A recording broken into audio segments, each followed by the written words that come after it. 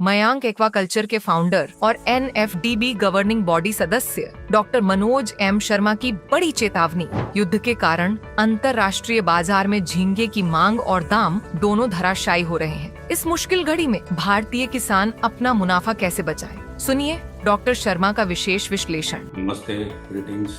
मेरा नाम डॉक्टर मनोज शर्मा है। मैं श्रिम्प फार्मर हूँ, सूरत गुजरात से, इंडिया से। श्रिम्प फार्मिंग की जो परिस्थिति है, जो अभी पूरे देश और दुनिया में चल रही है, उसके लिए अपन बात करेंगे। सबसे पहले ये जान लीजिए कि भारत का, इंडिया का श्रिम्प फार्मिंग में क्या रोल है। पूरी दुनिया में करीब 60 से 70 लाख टन झींगा पकड़ा है और मेजर शेयर है दो देशों का, इंडिया और इक्वाडोर का। इंडिया फार्म गेट पे जो लाइव वेट है, करीब हम 10 लाख टन तक पहुंच गए हैं। और जो पिछले 7-8 साल में जो बहुत उभर के जो देश आ गया है वो है इक्वाडोर, जो कि करीब 15 लाख टन का। अब विश्व में जो झींगा का मार्केट है 60 से 70 लाख टन का, लेकिन जो इंटरनेशनल जो ट्रेड होता है, जो अमेरिका, चाइना जैसे दो बड़े देश जो खाते हैं, उसी के ऊपर पूरे श्रिम्प फार्मिंग नेशंस डिपेंड है, खास करके इंडिया भी और इक्वाडोर, अमेरिका और चाइना के मार्केट। अब अमेरिका, चाइना और यूरोप और दूसरा थोड़ा बहुत मिडिल ईस्ट में देखो तो करीब 30-35 लाख टन जैसा झींगा मार्केट में कंज्यूम होता है, जिसको आप इंटरनेशनल मार्केट बोलो, होटल, रेस्टोरेंट, कैफेटेरिया बोलो, बड़े मार्ट्स बोलो, ये सब में कंज्यूम होता है। और करीब 35 से 50% डोमेस्टिक कंट्रियों में भी कंज्यूम हो जाता है कि चाइना बहुत खुद का प्रोड्यूस चाइना खुद ही खाता है, और इंडोनेशिया में भी, वियतनाम में भी, थाईलैंड में भी, मलेशिया में भी 50 से 60% लोकल मार्केट है। लेकिन हमारे देश में लोकल मार्केट बिल्कुल नहीं है, कंजम्पशन बहुत कम है। इक्वाडोर में तो है ही नहीं, वो बहुत छोटा देश है। तो हमारे दोनों देश जो करीब 25 से 26 लाख टन झींगा पका रहे हैं, उनका एक ही मात्र है कि इंटरनेशनल मार्केट में उसको बेचना, एक्सपोर्ट करना। और आप देख रहे हो कि पूरे दुनिया में खाने वालों की संख्या उतनी नहीं बढ़ रही है जितना उत्पादन हर साल बढ़ रहा है। मैं 30 साल पहले श्रिम्प फार्मिंग में आया था तो अपना देश करीब 70-80 हजार टन झींगा पकाता था और पूरी दुनिया 12 से 15 लाख टन पकाती थी। अब हमारा देश ही खुद 10 लाख टन पका रहा है, दुनिया 70-80 लाख टन पका रही है। तो कितना बड़ा सप्लाई बढ़ गया है। और खाने वाले 800 करोड़ लोग हैं, उनमें से आप पकड़ो 100 ग्राम भी पकड़ो तो हमारे पास और सप्लाई मोर है। ये अलग बात है कि ऑलरेडी सप्लाई ज़्यादा है और कंजम्पशन कम है।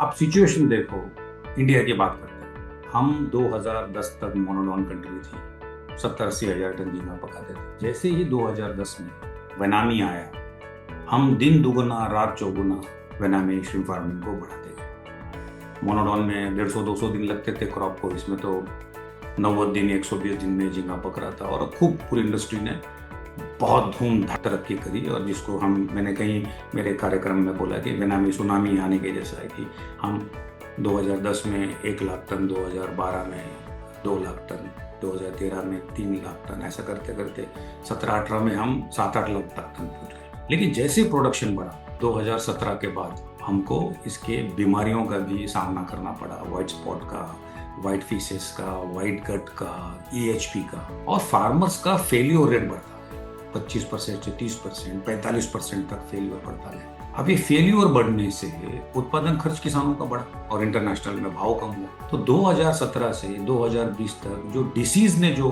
असर किया आंध्र प्रदेश में, गुजरात में, वेस्ट बंगाल में, सभी जगह, तो किसानों के फेल्योर रेट बढ़ गए, उनका उत्पादन खर्च बढ़ गया, उनको फार्म गेट प्राइसेस कम मिली, यानी प्रॉफिट मार्जिन कम होता गया। और उसके बाद आया महासंकट, बहुत बड़ा संकट, कोविड का। 2 साल पूरी इंडस्ट्री जहाँ की वहाँ रुक गई, एक्सपोर्ट रुक गया, मार्केट बंद हो गए। उसका कहीं सारा असर पड़ा। जो किसान इंडस्ट्री बेनामी आने के बाद 2 पैसे देखे थे, वो एकदम वापस माइनस हो गए, पिछले 8-10 साल पीछे चले गए। गुजरात की तो ऐसी हालत हो गई कि 58,000 टन झींगा पकता था, वो सीधा आ गया 12,000 टन पे। इतना असर पड़ा। आंध्र प्रदेश तो फिर भी सर्वाइव कर गया, कि तो वहाँ ही सब इंफ्रास्ट्रक्चर है। वहाँ करीब 500 हैचरीज है, 1000-1200 प्रोसेसिंग हाउस है, वेयर हाउसेस है, कोल्ड स्टोर्स है। सीड का प्राइस 30 पैसा है, फीड का प्राइस 80-90 रुपये है, इलेक्ट्रिसिटी 1.5 रुपये है।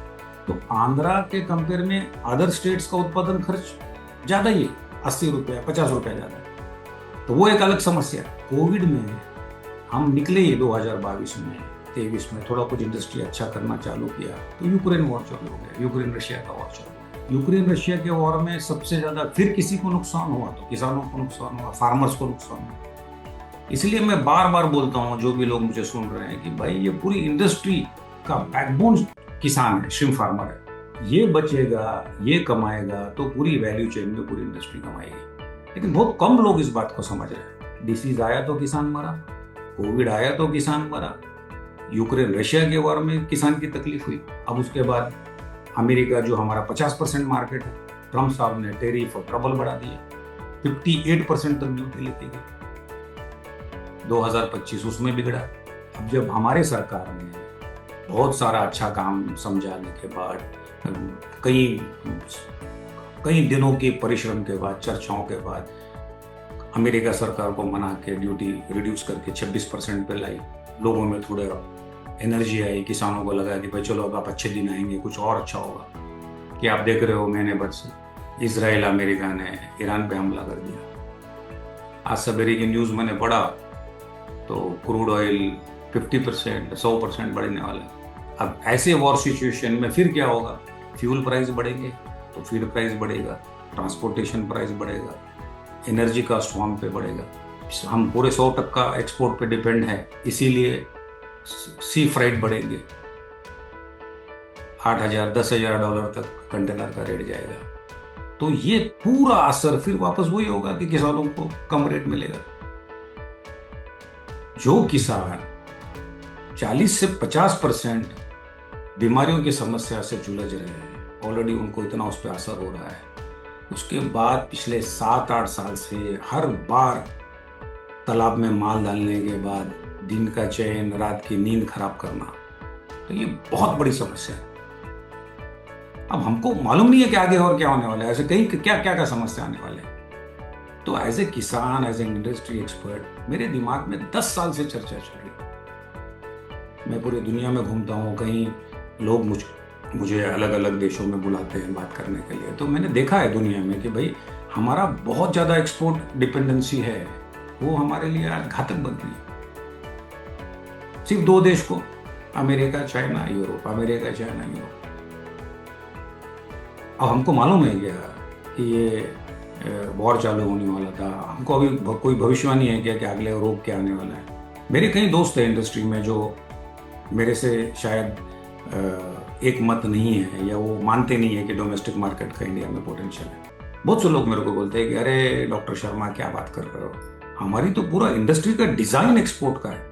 हमारे पूरे प्रोसेसिंग हाउस, हमारा पूरा इंफ्रास्ट्रक्चर, हमारा सब कुछ तो एक्सपोर्ट के ऊपर है, तो डोमेस्टिक मार्केट में कौन मेहनत करेगा? अरे भैया, मैं तभी तो बोल रहा हूँ, सबकी दिमाग की खोपड़ी खोलो। हमारा पूरा स्ट्रक्चर डिजाइन एक्सपोर्ट का है, तभी तो ये चैलेंजेस की समस्या आ रही है।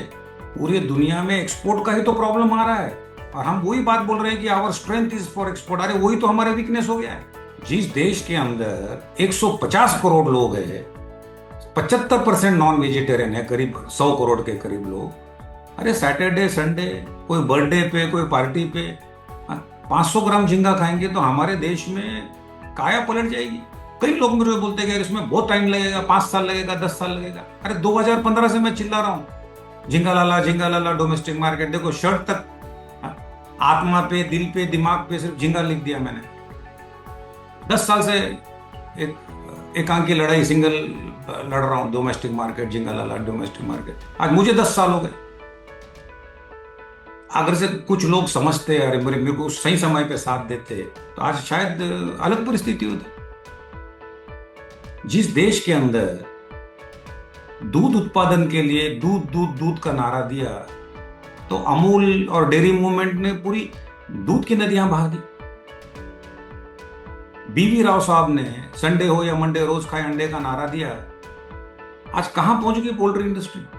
हमारा 5% एक्सपोर्ट नहीं होता, 90% कंजम्पशन, 95% कंजम्पशन इस देश में हो जाता। दूध बोले, पूरा दूध विश्व का सबसे नंबर 1 दूध उत्पादक है। क्यों? क्योंकि डोमेस्टिक मार्केट का सपोर्ट मिला। पोल्ट्री क्यों बढ़ा हुआ? डोमेस्टिक मार्केट का सपोर्ट मिला। हम जैसे झींगा की बात करते, बहुत कॉस्टली है ये, एक्सपोर्ट के लिए, हमारे लिए नहीं है, इंफ्रास्ट्रक्चर नहीं है। हमारे पास कोल्ड चेन नहीं है, लॉजिस्टिक नहीं है। अरे भैया, भारत की सरकार बोल रही है, नेशनल फिशरीज डेवलपमेंट बोल रहा है कि हमारे देश के अंदर 160 लाख टन, फिर से रिपीट कर रहा हूँ, 160 लाख टन मीठे पानी की मछली बनती है, उत्पादन होता है और खा जाते हैं हम। आंध्रा से अगरतला और केरला से कश्मीर तक जाती है। तो जिस देश के अंदर 160 लाख टन मच्छी खा जाती है फ्रेश चिल फॉर्म में, वो देश में लाखों लाख टन झींगा नहीं बिक सकता। ये कहाँ की मानसिकता है, कहाँ की सोच है ये? हमको इस सोच के ऊपर काम करना पड़ेगा, खास करके किसानों को जो मुझे सुन रहे हैं। मैं किसान हूं, मैं अपने तालाब में 10 तालाब डोमेस्टिक मार्केट में जा जाके बेच के सैटरडे संडे को, जो गुजरात के अंदर 180 रुपए नहीं मिलता था 100 काउंट का, 4 साल के मेरे मेहनत के बाद आज 100 काउंट का 300 रुपए मिल रहा है। मैं एक्सपोर्ट से ज्यादा उसमें कमा रहा हूं। हम कब तक बहाने बनाते बैठे? आप मेरा एक छोटा सा फॉर्मूला सुनिए। हमारा देश 10 लाख टन झींगा पका रहा है। 40% फार्मर का फेलियर रेट है, मीन्स 8 ग्राम से 10 ग्राम से 12 ग्राम तक का झींगा व्हाइट स्पॉट में, व्हाइट गड में, दूसरे प्रॉब्लम्स में क्रैश हार्वेस्ट हो रहा है, जो किसानों का 100-150 रुपए भी मिल नहीं रहा है उसको। जो किसान के पास 10 तालाब है, 3 तालाब उसके फेल जा रहे, 7 तालाब में एक्सपोर्ट प्राइस कम मिल रहा, तो बेचारा अच्छे दिन कब देखेगा? तो मैं सिर्फ वही बोल रहा हूँ कि जो देश के अंदर 2-3 लाख टन है, जो किसान मजबूरी में हार्वेस्ट कर रहे हैं और डंप कर रहे हैं मार्केट, उसी के लिए काम करो। वो 2 लाख टन 3 लाख टन के लिए मार्केट करो। जिस गुजरात में, जिस सूरत में सबसे ज्यादा वेजिटेरियन लोग हैं, 7-8 साल पहले वहां सैटरडे संडे कभी 200-300 किलो माल बिकता नहीं था, भैया आज 10-10 टन बिक रहा है। कोविड के बाद एक चीज अच्छी हुई कि लोगों को हेल्थ का अवेयरनेस आया, लोगों को हेल्दी फूड खाने का अवेयरनेस आया, प्रोटीन खाने का अवेयरनेस आया। हमारा देश बहुत जवान देश है, 60-65 साल की उम्र के तो हमारे पास कितने लोग हैं? आप देखो 2-3 साल से पोल्ट्री के सेल्स देखो। कोविड के बाद अगर से सबसे ज्यादा मार्केट किसी का डेवलप हुआ अपने देश में, तो अंडों का मार्केट डेवलप हुआ। पिछले 3 साल में पोल्ट्री में जो भी एक सप्लायर से या एक प्रोडक्शन वाले है, उनकी दिन दुगना रात चौगुना चांदी हो गई। 5 रुपए का अंडा आज 8-8.5 रुपए में बिक रहा है। तो हुआ ना, अंडा अवेलेबल था बोल के लोगों ने खाया ना।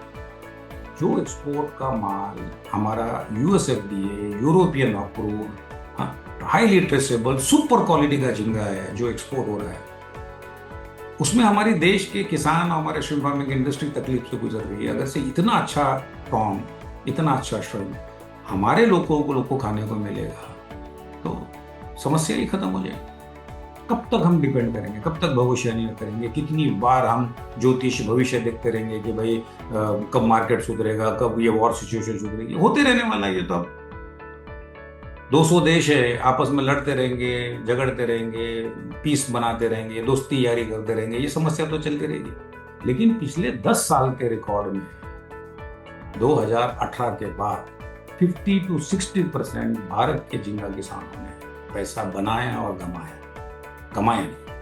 तो मैं हाथ जोड़ के आप लोगों को विनंती करता हूँ, सब भूल जाओ एक बार का।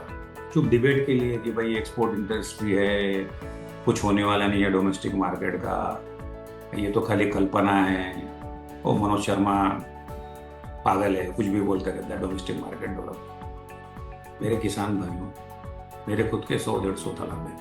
मैं पिछले साल 500-600 टन माल लोकल मार्केट में बेचा और मैंने अपना फार्म, अपना घर परिवार चलाया। मुझे इसका फायदा हो।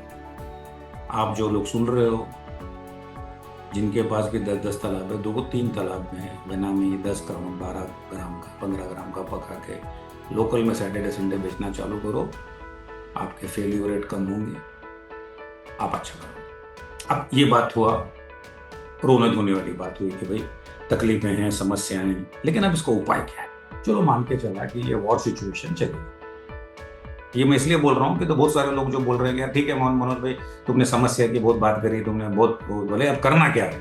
डोमेस्टिक मार्केट को तो 8-10 साल लगेंगे, 20 साल लगेंगे डेवलप होने को, अभी किसान क्या करें? तो भाई मेरे, जो मैं कर रहा हूँ वो आप कर सकते हैं। जब बेनामी देश में आया तो मैंने नारा दिया, डू बेनामी द टाइगर वे। तो हमारे पास इंफ्रास्ट्रक्चर मोनोडाउन का था, ज़्यादा एरेटर्स नहीं थे, ज़्यादा पॉन्ड्स नहीं थे, बहुत हाई फाई नहीं थे, तो हमने बेनामी ला के बेनामी की तरह करे हाई स्टॉकिंग डेंसिटी में, उसका भी हमने खामियाजा होगा, उसका भी हमने परिणाम होगा। मैं तभी भी बेनामी टाइगर ले गया, मीन्स लो स्टॉक इंटेंसिटी में, 20 पीस 15 पीस 20 पीस 15 पीस, और बड़ी साइज करता था, 50 ग्राम 40 ग्राम। बड़ी साइज का एक फायदा है, अगर से किलो में कम पीस बैठे तो भाव डबल मिला। फॉर एग्जाम्पल आज जो पूरे दुनिया में देश में 40 काउंट 50 काउंट का बेनामी बिकता है, जिसका सिर्फ $4 प्राइस है, लेकिन आप मेरे फार्म पे आके देखिए, बेनामी भी मैं 18 काउंट 20 काउंट 25 काउंट का करता था। अभी ब्लैक टाइगर पिछले 2021 से कर रहा हूँ, 10 पीस की स्टॉकिंग कर रहा हूँ, 15 काउंट का माल पका रहा हूँ। 30 काउंट का 400 है तो 15 काउंट का 750 रुपये रेट है। एक क्रॉप में 3 क्रॉप का प्रॉफिट। हाँ ठीक है, ये डिसीज के चैलेंजेस आएंगे या लंबा डीओसी होगा, लेकिन आपको तो वो करना ही पड़ेगा, बिकॉज आपका बिजनेस, आप फार्म बंद करके आप रख नहीं सकते।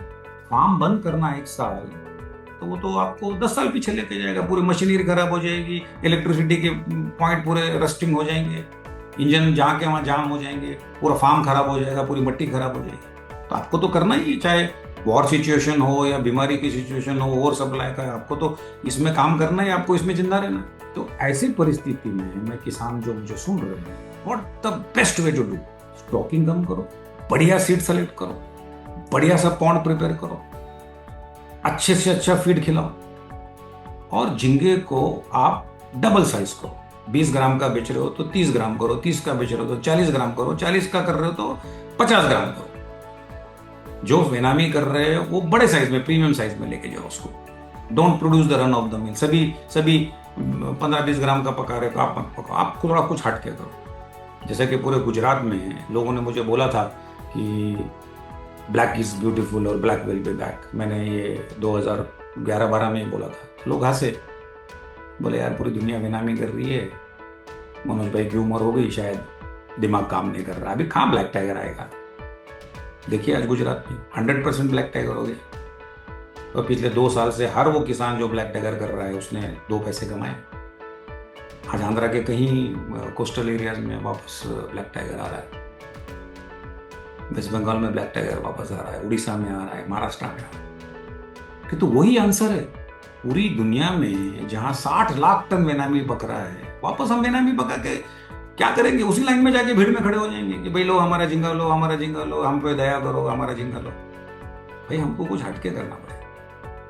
बहुत से लोग मेरे को बोले यार कहाँ मार्केट है यार, अभी तो सब बेनामी का मार्केट है, ब्लैक टाइगर कौन लेगा? लेकिन देखो गुजरात में 6000 टन पका 2021 में, 2022 में 15000 टन, 23 में 18000 टन, 24 में 25000 टन, और अभी 35000 टन, 26 में तो शायद 50000 टन पकेगा। पूरे देश में 1.5 लाख टन पकेगा।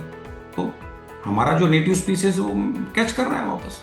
तो जो किसान ये सोच रहे हैं कि भाई डीजल का भाव बढ़ेगा, उत्पादन खर्च बढ़ेगा, 50 रुपए बढ़ेगा उत्पादन खर्च, तो आप 2-3 काउंट ज्यादा प्रोड्यूस करो। एक काउंट में आपको प्लस माइनस 10 रुपए मिल रहा है, आप 5 काउंट स्ट्रॉन्ग प्रोड्यूस करो तो आपको 50 रुपए को कंपनसेट हो जाएगा, बायोमास बढ़ेगा, प्राइस ज्यादा मिलेगा। कहीं ना कहीं तो हमको हिम्मत करनी पड़ेगी ना। आज लड़ाई चालू हो गई बोल के हम स्टॉकिंग तो बंद नहीं कर सकते, लेकिन गलत स्टॉकिंग करके, ज्यादा स्टॉकिंग करके फिर से मुसीबतों को बुलाने से अच्छा है कम पकाओ, अच्छा पकाओ, बड़ा पकाओ और मुनाफा कमाओ। यही मेरा मैसेज है आपको। हर स्थिति में बिगर इज नॉट बेटर। हाँ, कई से लोग बोलेगा अरे सभी बड़ा पकाएंगे तो मार्केट कहाँ मिलेगा? अरे नहीं भैया, पूरे दुनिया के अंदर सिर्फ 50-60 काउंट का ही माल बिक रहा है, कोई बड़ा नहीं पका रहा है। बड़ा पकाने के लिए बहुत क्वालिटी फार्मर चाहिए, बहुत डिसिप्लिन फार्मर चाहिए, और बहुत कम फार्मर है जो प्रोटोकॉल के अंदर डिसिप्लिन है। जो लोग मुझे सुन रहे हैं वो लोग अच्छे से पॉन्ड प्रिपरेशन करो, बढ़िया क्वालिटी के सीड लाओ, लो स्टॉकिंग डेंसिटी करो, 100% बायो सिक्योरिटी का अडॉप्शन लॉ फार्म पे इम्प्लीमेंट करो। बार बार कास्टनेट मारना, बार बार एबीडब्ल्यू करना, बार बार पॉन्ड के अंदर उतरना मत करो। धीरज रखो और फिर देखो आप बड़े साइज का माल पकाओ, हिम्मत रखो, तो आप इससे ये प्रॉब्लम से भी जूझ सकते हैं। ये तो सिर्फ लड़ाई की हिम्मत है कि हमको इस परिस्थिति का कैसा सामना करना है, लेकिन लंबा प्लान तो डोमेस्टिक मार्केट ही है। जिस देश के अंदर 150 करोड़ लोग हैं, हमने चाइना से भी को भी 20 लाख पीछे छोड़ दिया। आप सोचो क्या नहीं है हमारे देश के अंदर ताकत। जिस देश के अंदर लाखों करोड़ों फोन बिक जाते हैं, आईफोन बिक जाते हैं, सैमसंग के फोन बिक जाते हैं, बुक होने के पहले लाखों, रिलीज होने के पहले लाखों फोन। हमारे देश की ताकत पे भरोसा करो। हमारे देश की सबसे बड़ी ताकत है हमारी जनसंख्या। हाँ, मुसीबत भी है, कुछ कई मामलों में मुसीबत भी है, लेकिन कई मामलों में ताकत भी। पूरा दुनिया हमारे देश के साथ इसलिए काम करना चाहता है कि हमारे देश के अंदर जनसंख्या की ताकत है। आज चौथे तीसरे नंबर का देश है, इकोनॉमी डेवलप हो रही है, लोगों में अवेयरनेस आ चुका है अच्छे खाने का। बस हमको थोड़ी हिम्मत करनी चाहिए। जिस चीज़ को डॉक्टर कुरियन ने किया, डॉक्टर स्वामीनाथन ने किया, डॉक्टर BV राव ने किया, वही चीज़ मैं आपको बोल रहा हूँ कि नीली क्रांति, ब्लू रेवोल्यूशन घरेलू बाजार के ऊपर ही आ सकता है। और आखिरी में एक बात बोल रहा हूँ, हमारे देश की सरकार, हमारे honourable prime minister Narendra Modi ji का जो सपना है, जिन्होंने प्रधानमंत्री मत्स्य संपदा योजना लाई 1000 करोड़ की, उनका एक ही उद्देश्य है, double the production, double the exports and market and double the farmer income. अगर से एक्सपोर्ट्स की तकलीफ बढ़ रही है तो मार्केट से मतलब है, चाहे तुम ग्लोबल डेवलप करो या लोकल मार्केट डेवलप करो। किसान की कमाई तभी डबल होगी जब मार्केट डबल होगा, मार्केट बढ़ेगा। इंटरनेशनल मार्केट को भी बढ़ाओ और लोकल मार्केट को भी बढ़ाओ। मैं लास्ट मैसेज बोल रहा हूँ, if we can develop only 30% of our domestic market, our 70% of the shrimp can be saved, protected towards success and sustainability. So, long live shrimp farming। जिन लोगों ने भी आपको, जो आप मुझे सुन रहे हो, मेरा यही मैसेज है कि हम किसान हैं, हर हालत में हमको हिम्मत रखनी चाहिए। परिस्थितियाँ आएगी जाएगी, लेकिन हमको डटे रहना है, क्योंकि तो हम वो है जो नेशनल ग्लोबल फूड सिक्योरिटी के रक्षक हैं। किसान हैं तो दुनिया है, किसान है तो जान है। इसलिए इंडस्ट्री को एक लास्ट मैसेज, किसान जिंदा रहेगा तो ही आपकी फीड मिल जिंदा रहेगी, आपके हैचरी जिंदा रहेंगे, आपकी दवाइयों की कंपनियां जिंदा रहेंगी, आपके एक्सपोर्ट्स हाउस जिंदा रहेंगे, आपका मार्केट जिंदा रहेगा। किसान खत्म तो सब कुछ खत्म। तो मेरी इंडस्ट्री से अपील है कि हर वो पॉलिसी पे काम करो, हर वो मोटिव पे काम करो जिसको किसान को आगे, फार्मर फर्स्ट पॉलिसी पे काम करो, and hope we can win back our situation. Long live shrimp farming. God bless you all.